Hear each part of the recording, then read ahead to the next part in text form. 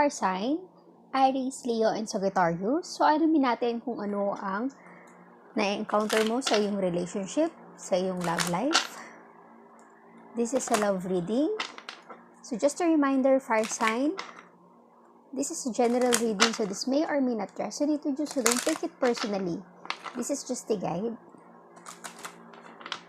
Fire sign, Aries, Leo, and Sagittarius. Ano ang iyong love energy?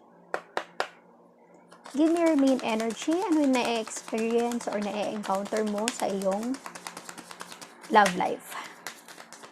Fire sign, you have despair. There's a sadness. Lungkot, panghihinayang. Alamin natin kung bakit mo na-experience itong despair na ito. Fire sign. Ano ang sitwasyon na meron ka sa iyong love life? Aries, Leo, and Sagittarius. Give me your energy. Despair about your love life. Fire sign. Nine of Pentacles. You have Nine of Pentacles. Queen of Swords. Queen of Wands. The Lovers. Six of Swords. And Eight of Swords. So, I'm seeing here bakit may despair. May dahilan kung bakit. You have Pentacles, an earth sign involved. Taurus, Virgo, and Capricorn. There's an air sign with swords. Gemini, Libra, Aquarius. There's a fire sign with wands. Aries, Leo, Sagittarius, and the strong sign of Gemini. May despair sa iyong energy with your love life dahil you have to move on with your person, with the one you love. You have Six of Swords and Eight of Swords. There's something going on sa inyong connection or relationship na masyado na magulo. Hindi na alam kung anong patutunguhan. So, siguro, ang tanging paraan is just to let it go. Maging masaya sa kanya-kanyang buhay. This is something na mahal mo pa pero kailangan mong i-let go. Yung parang may feelings pa kayo sa isa't isa pero for you to have a better life, parang mas makakabuti na i-let go kung ano yung relasyon na meron kayo. Mag-focus sa kanya-kanya nyong career, sa kanya-kanya nyong buhay. This is something na napag-decide nyo na lang na ito yung mas makakabuti. May mga responsibilidad tayo sa pamilya natin, sa kanya-kanya nating buhay. Kailangan doon na muna tayo mag-focus kahit na mahal nyo pa ang isa't isa. Kasi parang ang nangyayari, ang relationship nyo nako-compromise dahil sa mga responsibilities nyo sa buhay. Kaya siguro you have the Eight of Swords, hindi alam ang gagawin. So, both of you decided na siguro let's just let go na lang natin kung ano yung connection na to. Mag-focus na muna tayo sa kanya-kanya nating buhay. Tignan natin, give me some other main energy for the love life ng fire sign. Give me some main energy sa love reading ng fire sign. Aries, Leo, Sagittarius.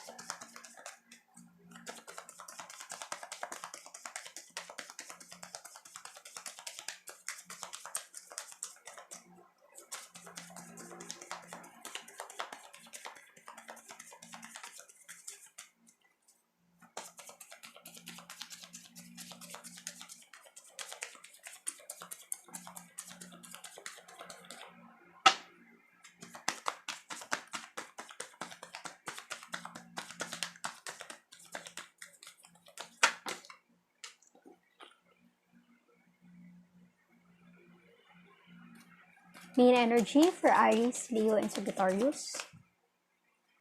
Toil and labor.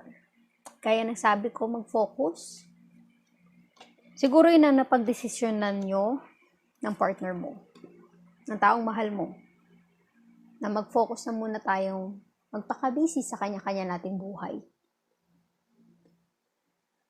Mahal nyo ang isa't isa, pero maaaring na-realize nyo na ito ang tama at dapat gawin sa relasyon nyo ngayon.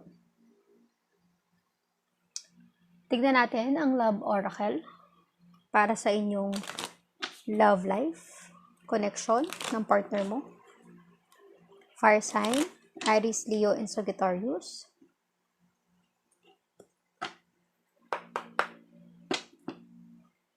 The Chaser. Fear of abandonment. Clock. Need time, takes time. Time to heal. Palm tree.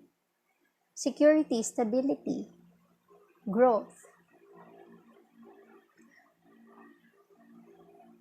The Runner. Codependent relationship, fear of intimacy, listening to ego.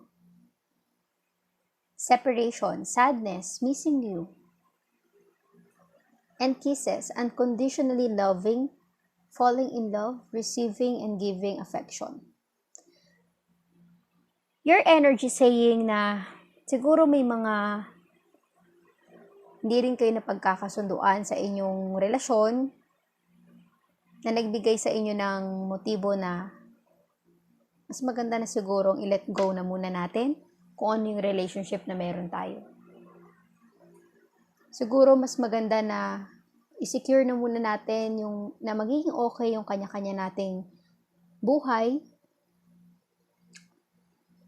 Dahil siguro hindi pa kayo ready, hindi pa kayo handa sa inyong relationship. Parang sa ngayon, you're trying to overcome yung nararamdaman nyo kasi mahal nyo ang isa't isa, pero parang hindi pa ito yung moment para sa inyo. Parang ang dami nyo pang responsibility sa kanya-kanya nyong buhay, sa kanya-kanya nyong sitwasyon. So, ang tanging solusyon nyo na nagawa is separation, sadness, despair, missing the person you love. You're always thinking about this person. Need time, takes time, time to heal. In the situation right now. So, tingnan natin ang advice ng angel guide for your energy. For fire sign, Aries, Leo, and Sagittarius. Fire sign, in the near future, there's abundance and big happy changes. So siguro, kung anong desisyon na nagawa nyo or gagawin nyo, yun ang right decision for the both of you. Masakit man, mahirap man gawin, pero kung yun ang destiny nyo, yun ang tamang gawin, tingin yung tamang gawin, then so be it. There's a happy changes, there's abundance in the near future. Ibig sabihin, kung tama ang desisyon na gagawin nyo, magiging okay din ang sitwasyon na meron kayo. Tignan natin ang advice from Oracle. Fire sign, Aries, Leo, and Sagittarius. Conclusions are within reach. Malapit mo nang makuha yung bagay na nais mong malaman, marating.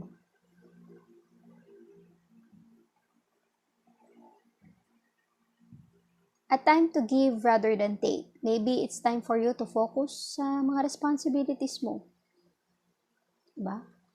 Kaysa sarili mo yung uunahin mo, yung pamilya mo muna or mga responsibilities mo ang i-priority mo. And communication is key.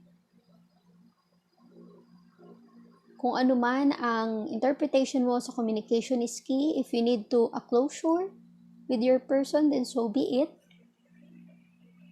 Para tulungan ka nang makamove forward sa iyong future.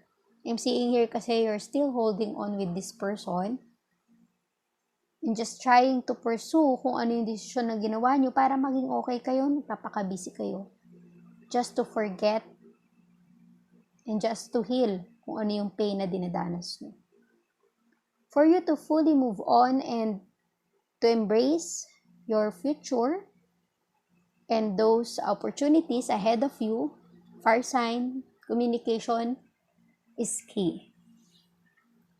So hopefully, may makonsider ka sa mga advice from these oracles. Thank you, fire sign, Aries, Leo, and Sagittarius. Please like, share, comment, and subscribe for more videos. Thank you, fire sign.